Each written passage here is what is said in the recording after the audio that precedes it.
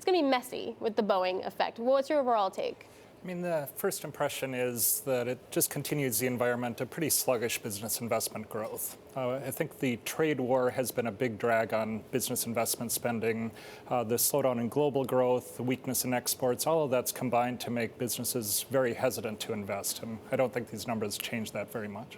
And I guess if the strength really comes from defense, how long does that hold up? Yeah, those aircraft orders tend to be very volatile, so I wouldn't read too much into that. It's the actual shipments that matter for aircraft more than month-to-month orders. So when?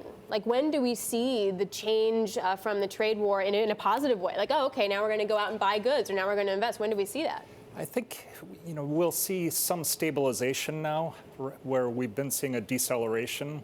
Also, global growth, apart from the coronavirus, seems to have bottomed and start to have picked up.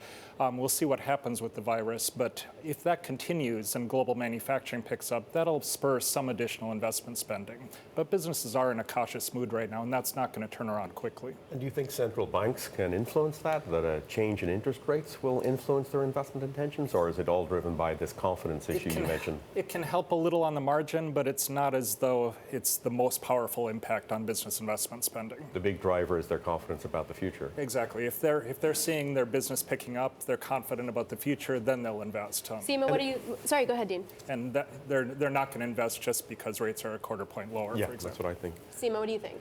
Well, I guess what's interesting to me is, how much realistically is the US-China trade war tensions having eased off going to have an impact? Because, we still have that uncertainty hanging over us, especially with the presidential elections. You don't know who's going to come next. What is the policy going to be next? So is this still the environment where businesses are willing to pick up their investment plans? Because there is still a shroud hanging over us.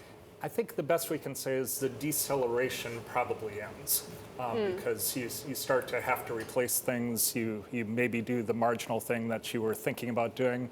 But in terms of the real push into major investment spending increases, that seems unlikely anytime soon.